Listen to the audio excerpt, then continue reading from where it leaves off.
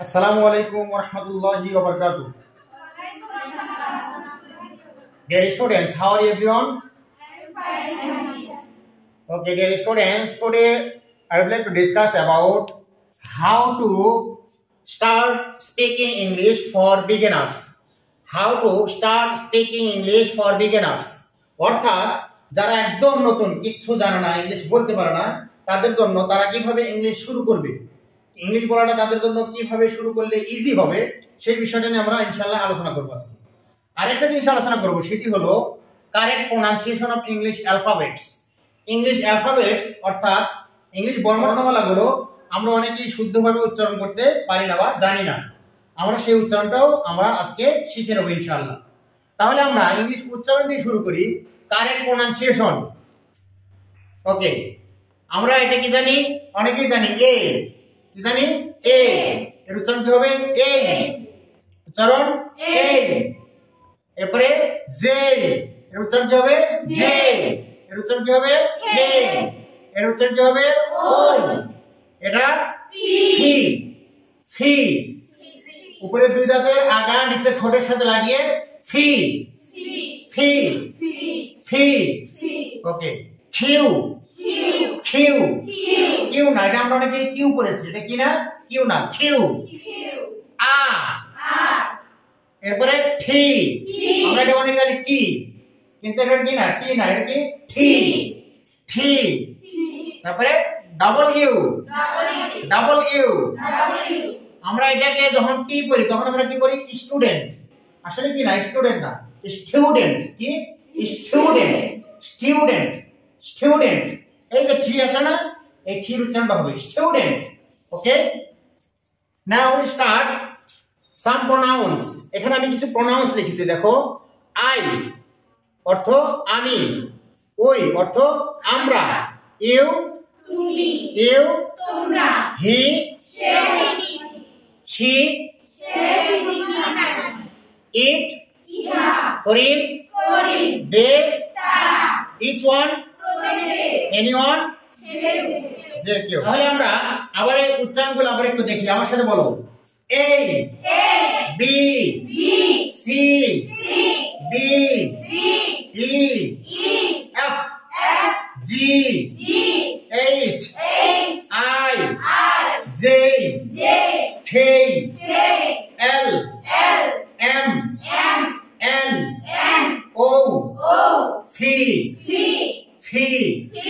Q, R, S, T, U, V, W, X, Y, Z. Okay, excellent, অনেক সুন্দর হয়েছে। এবার আমি বলবো, এগুলা তোমরা এটা বলবা।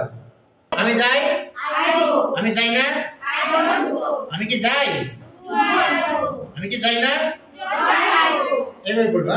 তাহলে আই গো অর্থাৎ আমি যাই, আমি ইংলিশ বাংলা বলছি, তোমরা ইংলিশ বলবা।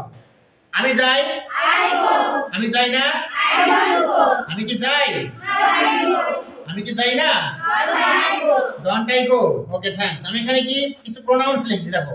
তাহলে কি আই অর্থ কি আমি, ওই আমরা, ইউ তুমি, ইউ তোমরা, হি সে শি সে নারী, ইট ইহা, করিম দে তারা, ইচ ওয়ান এনিওয়ান যে কেউ। ওকে, তাহলে দেখো আই গো অর্থ কি আমি যাই, কিন্তু যদি আমি বলি হি সে যায়, তাহলে কি হবে হি গোস, এর সাথে একটা ই এর যুক্ত হবে, অর্থাৎ হি সি ইট করিম এই চারটা, এবং এখানে ইচ এবং এনিওয়ান এই দুইটা, এই ছয়টা সাবজেক্ট যখন আমরা সাবজেক্ট হিসেবে ইউজ করবো, তখন কি করবো এই ভার্বের সাথে এস অথবা ই এর যুক্ত করব। ওকে, যদি শেষে ও থাকে তাহলে আমরা ই এর যুক্ত করব, আর যদি ও না থাকে সেক্ষেত্রে আমরা শুধু এর যুক্ত করে দেবো। ওকে, তাহলে দেখো সে যায়, হি গোস, কি হবে সে যায়, হি গোস, সে যায় না, he doesn't goes, he doesn't গো, সে যায় না, হি ডাজন্ট গো। তারপরে সে কি যায়, ডাজ হি গো, সে কি যায়, কি হবে ডাজ হি গো। তারপরে সে কি যায় না, ডাজন্ট হি গো, সে কি যায় না, ডাজন্ট হি গো। ওকে, তাহলে আমি আবার বলছি, আমি যাই, আই গো, আমরা আমি যাই না, I don't go. আমি কি যাই? Do I go? আমি কি যাই না? Don't I go? তারপরে আমি বললাম যে আমরা যাই, উই। তাহলে আমরা যাই কি হবে? We go. আমরা যাই? We go. আমরা যাই না? We don't go. আমরা কি যাই? Do we go? এখানে আই জায়গায় কি হবে? We হবে। অর্থাৎ এই সাবজেক্টগুলোর জায়গায় আমরা কি করব? এখান থেকে এই সাবজেক্টগুলো লাগিয়ে দেব। তাহলে নতুন বাক্য তৈরি হবে। তাহলে কি I go অর্থ কি আমি যাই, আর we go আমরা যাই, he goes সে যায়, she goes সে যায়, they go তারা যায়, করিম goes করিম যায়, it goes ইহা যায়। ওকে, দেখো আমি এখানে কিছু ভার্ব লিখেছি। go অর্থ কি? go যাওয়া, come আসা, read অর্থ পড়া, write অর্থ লেখা, listen অর্থ শোনা, তারপরে stand অর্থ দাঁড়ানো, sit অর্থ বসা, run অর্থ দৌড়ানো, play অর্থ খেলা করা, tell অর্থ বলা। ওকে, থ্যাঙ্কস। আমি এখানে 10টি ভার্ব লিখেছি। এগুলোকে বলা হয় কি? ইংলিশে বলা হয় বেস ফ্রম। কি বলা হয়? বেস ফ্রম, অর্থাৎ ভার্বের প্রেজেন্ট ফর্ম। এগুলোকে আরবিতে বলা হয় কি? মাসদার। কি বলা হয়? মাসদার। আর বাংলাতে বলা হয় ক্রিয়ামূল। কি বলা হয়?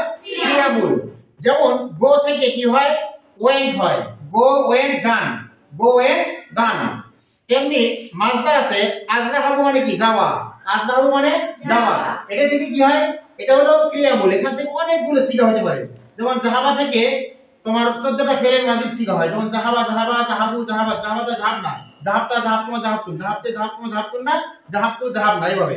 আবার মুজারে সিগা হয় 14টা। ইয়াযহাবু ইয়াযহাবানে ইয়াযহাবুনা, তাযহাবু তাযহাবানে ইয়াযহাবনা, তাযহাবু তাযহাবানে তাযহাবুনা, তাযহাবিনা তাযহাবানে তাযহাবনা, আযহাবু নাযহাবু, এরকম ভাবে 14টা সিগা হয়। তাহলে এজন্য এটাকে বলা হয় ক্রিয়ামূল, অর্থাৎ এখান থেকে অনেকগুলো ক্রিয়া গঠিত হয়। এটাকে বলা হয় বেস ফর্ম। বেস ফর্ম থেকে অনেকগুলো ভার্ব গঠিত হয়। গো থেকে ওয়েন্ট, ওয়েন্ট থেকে গান হয়, কাম কেম কাম হয়, এবার রিড রিড রিড একই হয়। তাহলে আমরা দেখো এই স্ট্রাকচারটাতে এই যে গো লিখেছি আমি ভার্বটা, এই ভার্বের জায়গায় আমরা যদি এখান থেকে ভার্বগুলো লাগিয়ে দেই তাহলে কিন্তু নতুন নতুন সেন্টেন্স তৈরি হবে। যেমন আই গো আমি যাই, আমি আসি কি হবে? I come. আমি আসি, আই কাম। আমি আসি না, আই ডোন্ট কাম। আমি আসি না, আই ডোন্ট কাম। আমি কি আসি? Do I come. আমি কি আসি? Do I come. আমি কি আসি না? Don't I come. আমি কি আসি না, কি হবে? Don't I come.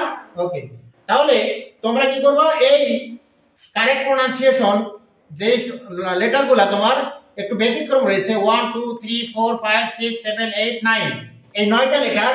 How many letters are there in English language? There are 26 letters in English language. ইংরেজি ভাষায় মোট কয়টি লেটার আছে? 26টি। তার মধ্যে এই 9টা লেটারের উচ্চারণ একটু ব্যতিক্রম আছে। আমরা যেটা শিখেছি ওটা ভুল। কারেক্ট প্রোনাউন্সিয়েশন হলো এ, জে, কে, ও, ভি, কিউ, আ, টি, ডব্লিউ। এই কয়টা ব্যতিক্রম রয়েছে। তাহলে তোমরা এই সুন্দর করে এগুলো শিখে নেবে এবং এই ভার্বগুলো এই ভার্বের জায়গায় লাগিয়ে লাগিয়ে নতুন নতুন সেন্টেন্স তৈরি করবে। এবং এখান থেকে আমি যে প্রোনাউন লাগিয়েছি এগুলো সাবজেক্ট হিসাবে এখানে লাগিয়ে দিবে। এই আয়ের জায়গায় লাগিয়ে লাগিয়ে দিলে নতুন নতুন হাজারো বাক্য তৈরি হয়ে যাবে। তাহলে আমি আশা করছি তোমরা সকলেই এই ক্লাসটা প্র্যাকটিস করবে এবং সুন্দরভাবে তোমাদেরকে খুব অল্প সময়ের ভিতরে যাতে তোমরা ফুল স্পিকার হতে পারে ইংলিশে, সেই আশাবাদ ব্যক্ত করে সকলের সুস্বাস্থ্য ও দীর্ঘায়ু কামনা করে এখানেই শেষ করছি। আসসালামু আলাইকুম ওয়া রাহমাতুল্লাহি ওয়া বারাকাতুহু।